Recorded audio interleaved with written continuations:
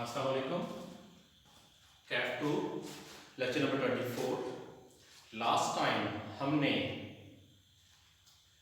Monopoly का market equilibrium देखा था कि मोनोपोली कितना आउटपुट प्रोड्यूस करेगी और उस आउटपुट की प्राइस क्या रखी जाएगी और मोनोपोली अर्न क्या करेगी, यानी कि मोनोपोली को नॉर्मल प्रॉफिट होगा, एबनॉर्मल प्रॉफिट होगा या नॉर्मल लॉस होगा। उसके बाद हमने प्राइस डिस्क्रिमिनेशन की डिफरेंट काइंड्स को स्टडी किया था कि प्राइस डिस्क्रिमिनेशन एक ऐसी सूरत हाल जिसमें मोनोपोलिस्ट एक ही शेयर की मुख्तलिफ प्राइस चार्ज करता है डिफरेंट कस्टमर से या डिफरेंट सेट ऑफ कस्टमर से। उसमें हमने देखी थी काइंड्स के प्राइस डिस्क्रिमिनेशन टाइम के लिहाज से होती है, एज के लिहाज से होती है, जियोग्राफिकल रीजन के हिसाब से होती है, जेंडर के हिसाब से होती है, क्वांटिटी के हिसाब से होती है। और फिर हमने देखी थी परफेक्ट प्राइस डिस्क्रिमिनेशन, जिसमें प्राइस डिस्क्रिमिनेशन ऐसी की वो काइंड जिसमें मोनोपोलिस्ट हर कस्टमर से एक ही शेयर की मुख्तलिफ प्राइस चार्ज करता है। That is perfect price discrimination. आज हम लोग उसकी डायग्राम बनाएंगे, लेकिन उसकी डायग्राम बनाने से पहले मैं रिवाइज करना चाहूंगा मोनोपोली के इक्विलिब्रियम को। How to make equilibrium of a monopoly.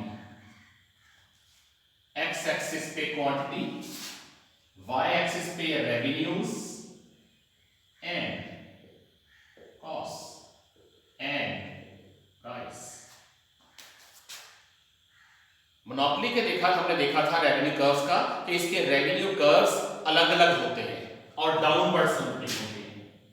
ये आ गया इसका एवरेज रेवेन्यू कर्व, ये आ गया इसका मार्जिनल रेवेन्यू कर्व। दोनों के दोनों कर्व डाउनवर्ड स्लोपिंग और अलग अलग। अब हमें एवरेज कॉस्ट भी चाहिए, ये एवरेज कॉस्ट का कर्व आ गया। हमें इक्विलिब्रियम के लिए चाहिए मार्जिनल कॉस्ट, तो मार्जिनल कॉस्ट का कर्व ड्रॉ कर लेंगे। मार्जिनल कॉस्ट, जिस जगह मार्जिनल कॉस्ट ने मार्जिनल रेवेन्यू को कट किया वहां आ गया इक्विलिब्रियम। यहां से लाइन नीचे लेके आएंगे, आउटपुट का फैसला हो जाएगा। ओके, अब टोटल कॉस्ट का फार्मूला था average cost into quantity. Quantity तो है OQ। एवरेज कॉस्ट के लिए क्या करेंगे, इस क्वांटिटी से एक लाइन ऊपर लेके जाएंगे वहां तक जहां ये एवरेज कॉस्ट कर्व को कट करे। तो एवरेज कॉस्ट को इसने यहां कट किया, तो इस क्वांटिटी पे एवरेज कॉस्ट है BQ। तो ये लेंथ इनटू विड्थ पूरी रेक्टेंगल आ गई OABQ। ये इसकी आ गई मोनोपोली की टोटल कॉस्ट। टोटल रेवेन्यू का formula average revenue into quantity. Average revenue तो वही है, क्वांटिटी तो OQ ही है। एवरेज रेवेन्यू के लिए क्या करेंगे, इस क्वांटिटी से एक लाइन लेके जाएंगे एवरेज रेवेन्यू कर्व तक। ये लाइन गई एवरेज रेवेन्यू कर्व तक, प्राइस सेट हो गई OP। तो इस क्वांटिटी Q पे एवरेज रेवेन्यू है CQ। ये भी एक रेक्टेंगल बन गई OQ इनटू CQ, तो ये बन गया OPCQ। ये सारे का सारा इसका रेवेन्यू है। अब टोटल कॉस्ट कम है, टोटल रेवेन्यू ज्यादा है, तो ये सारा पोर्शन ये कहलाएगा एबनॉर्मल या सुपर नॉर्मल प्रॉफिट। एबनॉर्मल या सुपर नॉर्मल प्रॉफिट। अब हम डिस्कस करते हैं प्राइस डिस्क्रिमिनेशन की डायग्राम।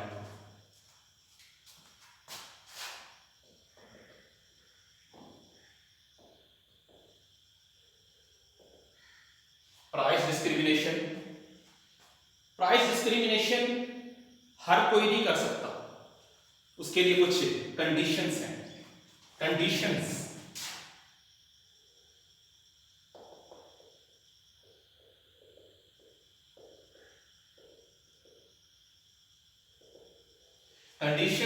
फॉर प्राइस डिस्क्रिमिनेशन, के प्राइस डिस्क्रिमिनेशन के लिए कम से कम क्राइटेरिया क्या होगा, वो कौन से फैक्टर्स हैं, वो कौन सी कंडीशंस हैं जो पूरी होंगी तो मोनोपोलिस्ट प्राइस डिस्क्रिमिनेशन कर सकेगा। सबसे पहली condition, firm must be a monopolist, firm लाजमी तौर पे एक मोनोपोली होनी चाहिए। परफेक्ट कंपटीशन वाले प्राइस डिस्क्रिमिनेशन नहीं कर सकते। क्यों? जिस कस्टमर को शेयर महंगी बेचेंगे वो किसी दूसरे सेलर के पास चला जाएगा। So firm should be a monopoly. Second, there must be at least 2 distinct classes of customers with different price elasticities of demand। कम से कम 2 तरह के कस्टमर होने चाहिए जिनकी प्राइस इलास्टिसिटी ऑफ डिमांड एक दूसरे से मुख्तलिफ हो, यानी कि प्राइस के चेंज होने से दोनों की डिमांड पे अलग अलग फर्क पड़े, दोनों की डिमांड में एक जितनी तब्दीली ना आए, बल्कि प्राइस के तब्दील होने से दोनों की डिमांड में अलग अलग फर्क पड़े। Third, firm should have the capacity or power to restrict resale of the product। अब हो क्या सकता है कि मोनोपोली 2 कस्टमर से अलग अलग प्राइस चार्ज कर रही है, एक से कम एक से ज्यादा, शेयर सेम है, तो दोनों कस्टमर्स आपस में इत्तेहाद कर सकते हैं कि सस्ते वाला कस्टमर मोनोपोली से शेयर ज्यादा खरीद ले और बाद में वो शेयर महंगे वाले कस्टमर को रीसेल कर दे और दोनों प्राइसेस का जो गैप है वो दोनों शेयर कर ले। एग्जांपल, जो डोमेस्टिक इलेक्ट्रिसिटी है इसके 1 यूनिट का रेट है नियरली 10 रुपीज और कमर्शियल के 1 यूनिट का रेट है नियरली 26 रुपीज, तो 16 रुपीज का गैप है डोमेस्टिक और कमर्शियल इलेक्ट्रिसिटी के अंदर। तो लोग ये कर सकते हैं कि कनेक्शन डोमेस्टिक लगवा लें और फिर डोमेस्टिक वाला आगे मार्केट्स को, दुकानदारों को, कमर्शियल कस्टमर्स को बिजली दोबारा से सेल करना शुरू कर दे। तो फर्म के पास ये कैपेसिटी होनी चाहिए कि वह उस शेयर की रीसेल को रोक सके। पाकिस्तान में वापडा करता है प्राइस डिस्क्रिमिनेशन, तो वापडा के पास ये कानूनी तौर पे इख्तियार मौजूद है कि वो डोमेस्टिक कस्टमर को, कमर्शियल कस्टमर को इलेक्ट्रिसिटी बेचने से रोक सकता है। जब भी हम वापडा से कनेक्शन लेते हैं तो हमसे पूछा जाता है कि ये कनेक्शन किस मकसद के लिए है, और जिस मकसद के लिए आपने कनेक्शन लगवाया है अगर आप उसके अलावा किसी और मकसद के लिए इस्तेमाल करेंगे तो वापडा के पास इख्तियार है उस कस्टमर को फाइन कर सके, उस कस्टमर को बिजली बेचने से इनकार कर सके, उस कस्टमर को इवन अरेस्ट करवा सके। इसी तरह सुई नॉर्दर्न गैस वाले हैं, इनसे आप गैस का कनेक्शन लें तो ये आपसे पहले कुछ पेशगी पूछते हैं कि कनेक्शन किस मकसद के लिए है। अगर एक बंदे ने घरेलू कनेक्शन लगवाया है, डोमेस्टिक कनेक्शन लिया है और वो अपना होटल चला रहा है उस कनेक्शन के ऊपर, तो सुई नॉर्दर्न गैस के पास इख्तियार है उस बंदे को लीगली सू कर सके कि वो सुई नॉर्दर्न गैस को फाइन पे करे, जुर्माना पे करे, और उस जुर्माने का तयन खुद सुई नॉर्दर्न गैस करेगी। सो फर्म के पास ये इख्तियार होना चाहिए कि वो सस्ते वाले कस्टमर को महंगे वाले कस्टमर को शेयर बेचने से रोक सके। तो ये 2 कंडीशंस पूरी, 3 कंडीशन पूरी होनी चाहिए प्राइस डिस्क्रिमिनेशन के लिए। अब हम लोग इसे देख लेते हैं। क्योंकि इसकी डायग्राम बड़ी है तो मैं बोर्ड पूरे का पूरा अरेंज कर रहा हूं।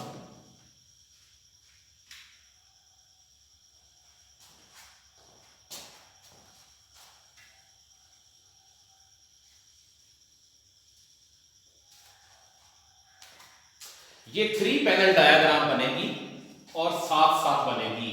आप लोग जब इस डायग्राम को रीड्रॉ करेंगे तो मैं रिकमेंड करूंगा कि अपने पेज को टर्न कर लें।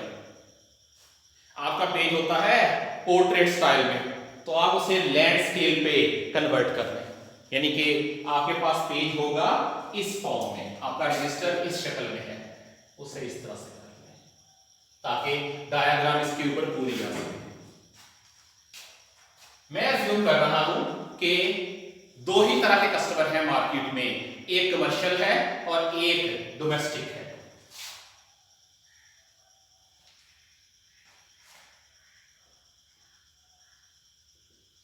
ये कस्टमर है commercial, revenues and cost and price. दूसरा कस्टमर है डोमेस्टिक, और तीसरी है टोटल मार्केट।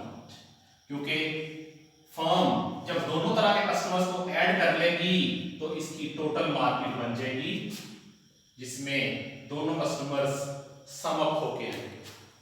तो ये 3 पैनल डायग्राम बनेगी आपकी बुक के अंदर या रजिस्टर के ऊपर। अब हमने बात की थी कि कम से कम 2 तरह के कस्टमर होने चाहिए, तो 2 तरह के कस्टमर मौजूद हैं। साथ हमने कहा था कि इनकी प्राइस इलास्टिसिटी ऑफ डिमांड मुख्तलिफ होनी चाहिए। तो डोमेस्टिक के कर्व इलास्टिक बनेंगे, कमर्शियल के कर्व इनइलास्टिक बनेंगे। वजह, डोमेस्टिक कस्टमर उसने सारा कुछ अपनी जेब से अदा करना होता है, तो जब बिजली महंगी होगी वो करेगा क्या, बिजली का इस्तेमाल कम कर देगा। अगर एसी यूज कर रहा था तो पॉसिबल है एसी का यूज कम कर दे या एसी इस्तेमाल करना ही छोड़ दे, किसी और मोड के ऊपर शिफ्ट हो जाए। एक्सपेंसिव लाइट्स की जगह एनर्जी सेवर या एलईडी लाइट्स इस्तेमाल करना शुरू कर दे। कमर्शियल कस्टमर को फर्क नहीं पड़ता। फॉर एग्जांपल कोई शॉपिंग मॉल है, कोई दुकानदार है, उसे फर्क नहीं पड़ता बिजली किसी भी रेट पे आए। वजह क्या है, जितने भी ओवरहेड कॉस्ट होती हैं, आपका सेलर, आपका प्रोड्यूसर, वो सारी की सारी ओवरहेड कॉस्ट कस्टमर को शिफ्ट कर देता है प्राइस में शामिल करके। सो आपका जो कमर्शियल कस्टमर है इसके एवरेज रेवेन्यू का, इसके जो रेवेन्यू कर्व्स हैं वो इनइलास्टिक होंगे। दूसरा, डोमेस्टिक कस्टमर क्योंकि प्राइस के हवाले से सेंसिटिव है तो इसके डिमांड कर्व या एवरेज रेवेन्यू कर्व नीचे से शुरू होगा, और कमर्शियल कस्टमर क्योंकि प्राइस के लिहाज से इनसेंसिटिव है तो इसका एवरेज रेवेन्यू कर्व ऊपर से शुरू होगा। ये आ गया आपका commercial customer, average revenue commercial, marginal revenue commercial. ये मैंने ज्यादा हाइट से स्टार्ट किए हैं कि कमर्शियल कस्टमर ज्यादा प्राइस के ऊपर भी शेयर खरीद लेगा। डोमेस्टिक के कर्व्स मैं जरा नीचे से शुरू कर रहा हूं। वजह, डोमेस्टिक कस्टमर ज्यादा सेंसिटिव होता है प्राइस के हवाले से, और मार्केट का मैं सिर्फ एक कर्व ड्रॉ करूंगा रेवेन्यू में से, वो है मार्जिनल रेवेन्यू कर्व। मार्केट का एवरेज रेवेन्यू क्यों नहीं आएगा? बेसिकली एवरेज रेवेन्यू प्राइस के बराबर होता है। Average revenue is always equal to price. Market में जब एक प्राइस ही नहीं है तो फिर एवरेज रेवेन्यू कर्व बनेगा ही नहीं।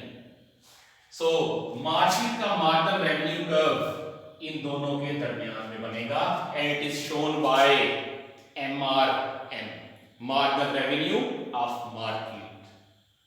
अब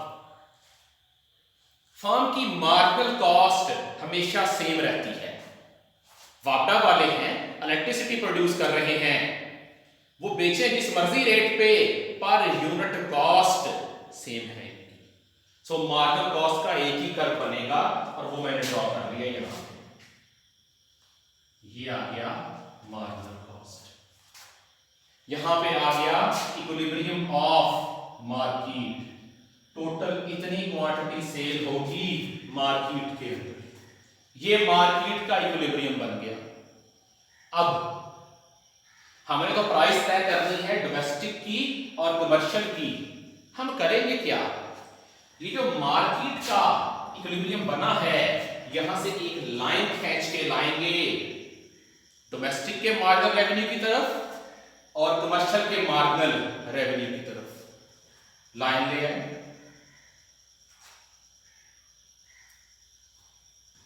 जिस जगह इसने टच किया डोमेस्टिक के मार्जिनल रेवेन्यू कर्व को, वो बन गया इक्विलिब्रियम ऑफ डोमेस्टिक मार्केट। यहां से क्वांटिटी का फैसला हो गया, इतनी क्वांटिटी परचेज करेगा डोमेस्टिक कस्टमर। हमें तो प्राइस चाहिए, प्राइस के लिए क्या करते हैं, क्वांटिटी से एक लाइन खींच के ले जाते हैं एवरेज रेवेन्यू की तरफ। तो यहां से लाइन खींच के ले जाएंगे एवरेज रेवेन्यू की तरफ। ये आ गई प्राइस ऑफ डोमेस्टिक मार्केट। फिर मार्केट के इक्विलिब्रियम से हम जो लाइन खींच के इधर लेके आए थे इसे फर्दर एक्सटेंड करेंगे। जिस जगह ये कमर्शियल के मार्जिनल रेवेन्यू को कट करेगा वो इक्विलिब्रियम आ गया कमर्शियल का। वहां से लाइन नीचे लेके जाएं, क्वांटिटी का फैसला हो गया। हमें तो प्राइस चाहिए, प्राइस के लिए क्या करेंगे, इस क्वांटिटी से एक लाइन ऊपर लेके जाएं एवरेज रेवेन्यू की तरफ। ये लाइन खींच के लेके गए एवरेज रेवेन्यू की तरफ, तो ये प्राइस आ गई कमर्शियल मार्केट की। तो दोनों का गैप देख लें, कमर्शियल मार्केट की प्राइस हाई है, डोमेस्टिक मार्केट की प्राइस लो है। ये इसी को हम कहते हैं प्राइस डिस्क्रिमिनेशन, कीमत की बुनियाद पे कस्टमर्स के दरमियान फर्क करना। एक ही शेयर डिफरेंट कस्टमर्स को डिफरेंट रेट के ऊपर सेल करना, that is called price discrimination. हमने किया क्या है इसके लिए, हमने मार्केट का इक्विलिब्रियम ड्रॉ किया। जहां मार्केट का इक्विलिब्रियम आया वहां से एक लाइन खींच के लेके गए डोमेस्टिक के कर्व की तरफ। जिस जगह इस लाइन ने, इस डॉटेड लाइन ने डोमेस्टिक के मार्जिनल रेवेन्यू को कट किया, वहां इक्विलिब्रियम आ गया डोमेस्टिक का। वहां से लाइन नीचे लेके गए तो क्वांटिटी आ गई डोमेस्टिक की, और वहीं से लाइन ऊपर लेके गए तो प्राइस आ गई डोमेस्टिक की। फिर जो डॉटेड लाइन हम टोटल मार्केट से लेके आए थे उसको फर्दर एक्सटेंड करते जाएंगे कमर्शियल कस्टमर तक। जहां इसने कमर्शियल कस्टमर के मार्जिनल रेवेन्यू को कट किया वहां इक्विलिब्रियम बन गया कमर्शियल कस्टमर का। वहां से लाइन नीचे लेके गए तो कमर्शियल की क्वांटिटी आ गई, उस क्वांटिटी से लाइन ऊपर लेके गए एवरेज रेवेन्यू तक तो कमर्शियल की प्राइस आ गई। कमर्शियल की प्राइस हाई है, डोमेस्टिक की प्राइस लो है। इसी को हम कहते हैं प्राइस डिस्क्रिमिनेशन, कीमत की बुनियाद पे दो कस्टमर्स के दरमियान फर्क करना। इस डायग्राम को मैं आप लोगों को रिकमेंड करूंगा कि इस डायग्राम को आप लोग कम से कम 2 से 3 बार लाजमी ड्रॉ करें। वजह क्या है कि ये डायग्राम ट्रिकी है, टफ है, इसमें गलती का चांस है। दूसरी बात, अगर आप आईकैप की स्टडी टेक्स्ट को देखें तो उसमें आपको ये दो पैनल नजर आएंगे, ये वाला पैनल नजर ही नहीं आएगा। आईकैप सिंपली राइट टू लेफ्ट एक लाइन लेके जा रहा है। इस लाइन की आईकैप ने कोई जस्टिफिकेशन नहीं दी कि ये लाइन आई कहां से है। सो मैं आपको रिकमेंड करूंगा कि आप 3 पैनल डायग्राम ड्रॉ करेंगे जहां आप मार्केट का इक्विलिब्रियम शो करेंगे। वो बेसिकली मार्केट इक्विलिब्रियम वाली लाइन है जिसे आईकैप ने डायरेक्टली शो कर दिया है। सो मैं रिकमेंड करता हूं कि आप 3 पैनल डायग्राम ड्रॉ करें, 2 पैनल डायग्राम ड्रॉ ना करें। यह है प्राइस डिस्क्रिमिनेशन।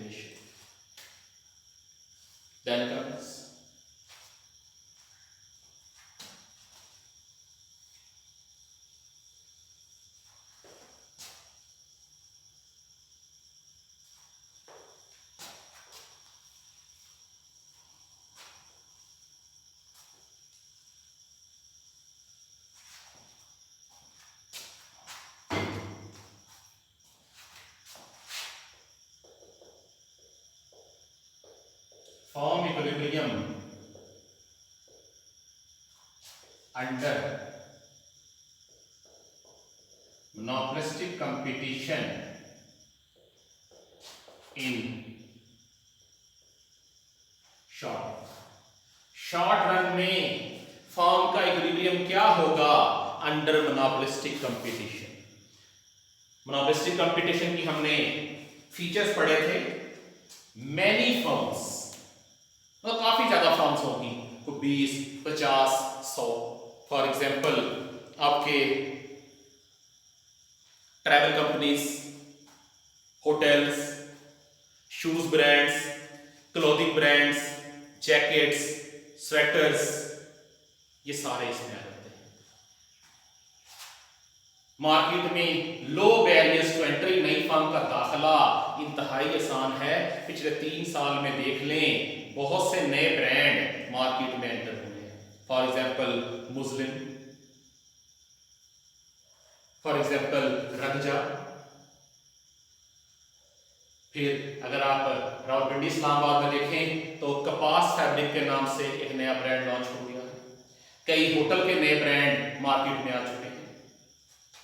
तो फिर फर्म्स की प्रोडक्ट्स स्लाइटली डिफरेंशिएटेड होंगी एक दूसरे से, चाहे एक्चुअली और चाहे देखने की हद तक।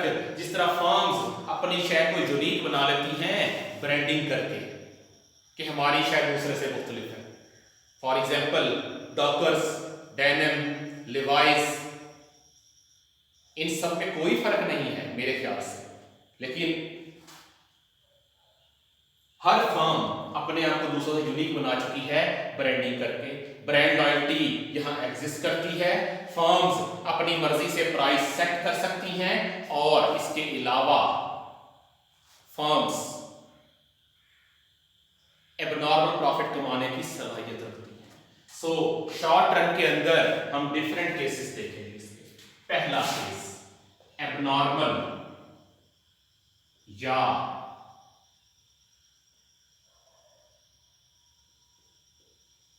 सुपर नॉर्मल प्रॉफिट, ऐसा प्रॉफिट जो नॉर्मल से ज्यादा है, जो हाई प्रॉफिट है। करेंगे क्या? उसी तरह बेसिकली मोनोपोली वाली डायग्राम ही बनेगी इसके अंदर। इधर आ गई क्वांटिटी, एक्स एक्सिस पे आ गए रेवेन्यूज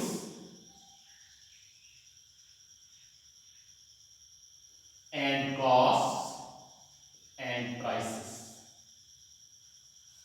पहले आ गया average revenue, downward sloping just like monopoly. Basically monopolistic competition के अंदर बहुत सी फर्म्स होती हैं और हर फर्म अपनी जात में एक मोनोपोली के तौर पे एक्ट कर रही होती है। हर फर्म एक मोनोपोली के तौर पे बिहेव कर रही होती है एक शॉर्ट सर्कल के अंदर। ये आ गया इसका marginal revenue curve. Average cost का कर्व चाहिए, एवरेज कॉस्ट कर्व, और इक्विलिब्रियम के लिए चाहिए मार्जिनल कॉस्ट। ये आ गया मार्जिनल कॉस्ट। जिस जगह एमआर ने एमसी को कट किया वहां आ गया इक्विलिब्रियम। यहां से क्वांटिटी का फैसला हो गया Q O Q. Total cost होगी average cost into quantity, total revenue होगा average revenue into quantity. Quantity तो दोनों जगह ओ क्यू है। एवरेज कॉस्ट के लिए क्या करेंगे? इस क्वांटिटी से एक लाइन लेके जाएंगे एवरेज कॉस्ट तक, ए एंड बी। तो एवरेज कॉस्ट है बी क्यू, तो टोटल कॉस्ट आ गई O A B Q. Quantity O Q है। एवरेज रेवेन्यू के लिए क्या करेंगे? इस क्वांटिटी से एक लाइन लेके जाएंगे एवरेज रेवेन्यू तक। जिस जगह इसने एवरेज रेवेन्यू कट किया वहां से प्राइस का फैसला हो गया। ओ क्यू क्वांटिटी के ऊपर सी क्यू है आपका एवरेज रेवेन्यू, तो ये भी रेक्टेंगल बन गई ओ पी सी क्यू। ये जो दरमियान वाला पोर्शन है ए पी सी बी, ये कहलाएगा एबनॉर्मल प्रॉफिट या सुपर नॉर्मल प्रॉफिट, एबनॉर्मल या सुपर नॉर्मल प्रॉफिट। ये पहला केस है मोनोपोलिस्टिक कंपटीशन का। अब मोनोपोलिस्टिक कंपटीशन में हमने देखा है कि फर्म जो हैं वो सारी की सारी मोनोपोली के तौर पे एक्ट कर रही हैं, लेकिन मार्केट में एंट्री पे बैरियर्स इंतहाई लो हैं। मतलब मार्केट में नई फर्म का दाखला मुश्किल नहीं है, मार्केट में नई फर्म की एंट्री टफ नहीं है। सो होगा क्या, मार्केट में नई फर्म्स एंटर होना शुरू हो जाएंगी। दूसरा केस,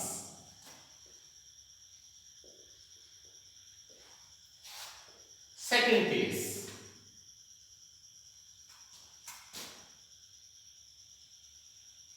ये एवरेज रेवेन्यू, ये मार्जिनल रेवेन्यू। अब हमने बात की कि मार्केट में नई फर्म का दाखला मुश्किल नहीं है, वजह क्या है, लो बैरियर्स टू एंट्री। सो होगा क्या, इन एग्जिस्टिंग फर्म्स के सुपर नॉर्मल प्रॉफिट को देख के मार्केट में नई फर्म्स एंटर होना शुरू हो जाएंगी, मार्केट में नई फर्म्स आना शुरू हो जाएंगी। उसका इंपैक्ट क्या आएगा, जब नई फर्म्स आएंगी तो लैंड की डिमांड बढ़ेगी, और लैंड की डिमांड बढ़ने से रेंट बढ़ना शुरू हो जाएगा। लेबर की डिमांड बढ़ेगी तो वेज रेट बढ़ना शुरू हो जाएगा। कैपिटल की डिमांड बढ़ेगी, इंटरेस्ट रेट बढ़ना शुरू हो जाएगा। सो होगा क्या, एवरेज कॉस्ट का कर्व ऊपर चला जाएगा। जब तमाम फैक्टर्स ऑफ प्रोडक्शन महंगे हो जाएंगे तो फर्म की एवरेज कॉस्ट ऑफ प्रोडक्शन ऊपर चली जाएगी। ये एवरेज कॉस्ट का कर्व जो पहले एवरेज रेवेन्यू के नीचे से गुजर रहा था, अब एवरेज रेवेन्यू को टच करते हुए गुजरेगा।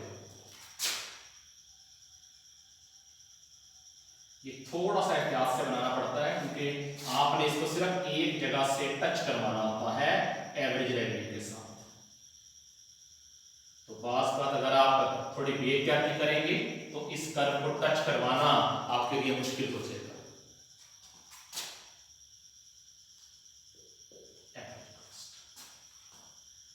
एवरेज कॉस्ट का कर्व एवरेज रेवेन्यू को टच करते हुए गुजर रहा है। अब फर्म के पास कोई और ऑप्शन नहीं है कि इस पॉइंट के ऊपर प्रोडक्शन कर ले, लेकिन हमने तो पढ़ा है इक्विलिब्रियम वहां होगा जहां मार्जिनल रेवेन्यू मार्जिनल कॉस्ट के इक्वल आएगा, तो मार्जिनल कॉस्ट ड्रॉ कर ले। ये आ गई मार्जिनल कॉस्ट। जिस जगह एमसी ने एमआर को कट किया वो है आपका इक्विलिब्रियम पॉइंट। यहां से क्वांटिटी का फैसला हो गया, total cost is equal to average cost into quantity, तो क्वांटिटी है OQ। एवरेज कॉस्ट के लिए क्या करेंगे, इस लाइन को एक्सटेंड करेंगे एवरेज कॉस्ट तक, तो एवरेज कॉस्ट तक एक्सटेंड किया A, तो इस क्वांटिटी पे एवरेज कॉस्ट है AQ, तो OQ इंटू AQ, ये पूरी रेक्टेंगल बन गई OPA। टोटल रेवेन्यू के लिए क्या करेंगे, average revenue into quantity, quantity है OQ, और यहां पे क्या होगा, क्वांटिटी से लाइन लेके जाएंगे एवरेज रेवेन्यू तक, वो भी सेम है AQ। सो टोटल कॉस्ट और टोटल रेवेन्यू OPAQ आएगा। जितनी कॉस्ट है उतना ही रेवेन्यू है, तो बेसिकली फर्म को नॉर्मल प्रॉफिट होगा। जब फर्म की कॉस्ट और रेवेन्यू बराबर हैं तो बेसिकली फर्म को प्रॉफिट कहां से हो रहा है। जब हमने केसेस पढ़े थे परफेक्ट कंपटीशन के, तो वहां हमने देखा था कि अगर फर्म कॉस्ट टू कॉस्ट भी सेल करती है तो फर्म को प्रॉफिट होता है। वजह क्या है, जब प्रोडक्शन होती है तो ओनर अपना कुछ प्रॉफिट उस शेयर की कॉस्ट के अंदर शामिल कर देता है, क्योंकि किसी भी प्रोडक्ट की कॉस्ट चार चीजों से मिलकर बनती है, rent of land, wages of labour, interest of capital and profit of entrepreneur. So owner अपना थोड़ा सा प्रॉफिट ऑलरेडी कॉस्ट के अंदर शामिल कर देता है और इस प्रॉफिट को हम कहते हैं नॉर्मल प्रॉफिट। सो जब firm cost to cost sell करेगी, फर्म की कॉस्ट रेवेन्यू के बराबर आएगी, इट मीन ओनर को सिर्फ वही वाला प्रॉफिट मिलेगा जो ऑलरेडी कॉस्ट के अंदर शामिल है और उसी प्रॉफिट को हम बोलते हैं नॉर्मल प्रॉफिट। ये सेकंड केस था मोनोपोलिस्टिक कंपटीशन का।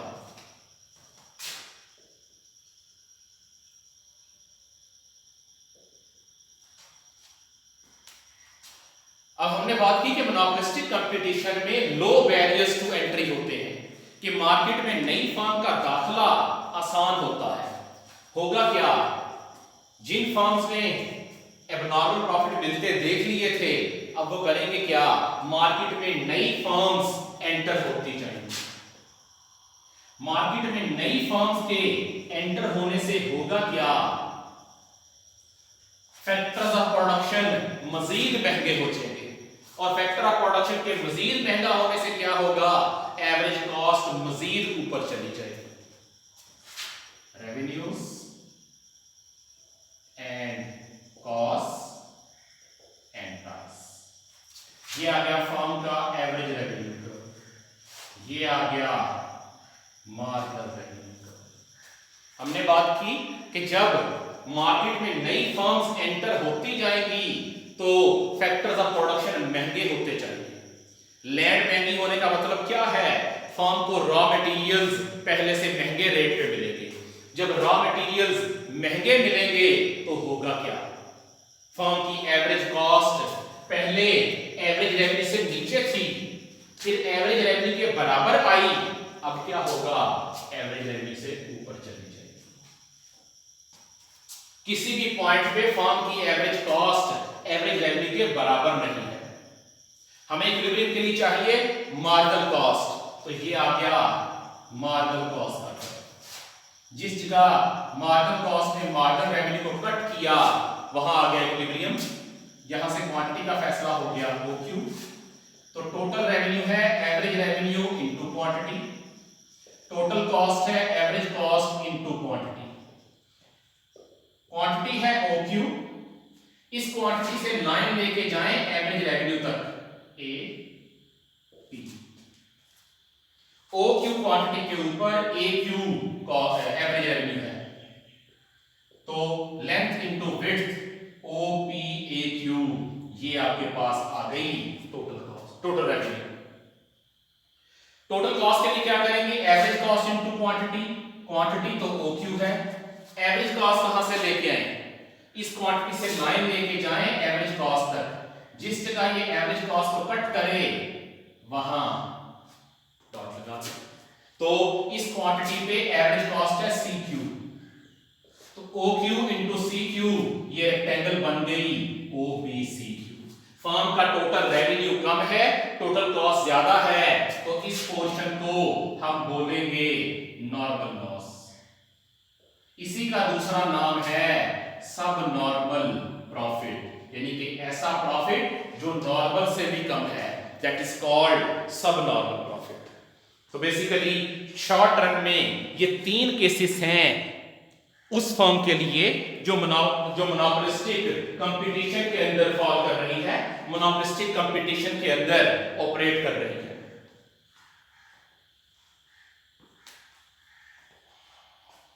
जहां तक बात है नॉर्मल प्रॉफिट की, तो एक बात ज़हन में रखिएगा कि जिस जगह एवरेज कॉस्ट एवरेज रेवेन्यू को टच करेगा, आपका इक्विलिब्रियम उसके बिल्कुल नीचे बनना चाहिए। जिस जगह एवरेज कॉस्ट और एवरेज रेवेन्यू एक दूसरे के बराबर होंगे, आपका इक्विलिब्रियम एग्जैक्टली उसके नीचे आना चाहिए। तो ये डायग्राम आपको ध्यान से बनानी पड़ेगी। बेसिकली यही डायग्राम मैं इंशाल्लाह आपको कल भी बनाना सिखाऊंगा, कमिंग लेक्चर में बनाना सिखाऊंगा, जहां हम देखेंगे firm equilibrium under monopolistic competition in long run. आज क्या आपके जिम्मे काम क्या है कि जितनी डायग्राम्स मैंने आज करवाई हैं आपको, आपने इन तमाम डायग्राम्स को अपनी बुक के अपने रजिस्टर के ऊपर एटलीस्ट 2 से 3 बार ड्रॉ करना है। उस ड्रॉ करने का फायदा क्या होगा कि आपको आपके जो प्रॉब्लम्स हैं वो अभी रिजॉल्व हो जाएंगे। अगर आप लोग चाहें तो ये डायग्राम्स अपने रजिस्टर पे ड्रॉ करके मुझे उनके व्हाट्सएप सेंड कर सकते हैं, तो मैं आपकी जिस डायग्राम में कोई प्रॉब्लम होगा वो मार्क करके आपको भिजवा दूंगा। ये मैं आपके साथ कर सकता हूं। इवन एक शॉर्ट कॉल भी की जा सकती है व्हाट्सएप के ऊपर मुझे, या मेरे नंबर के ऊपर। मेरा व्हाट्सएप नंबर आप लोगों के पास अवेलेबल होगा, अगर नहीं अवेलेबल तो नोट कर लें।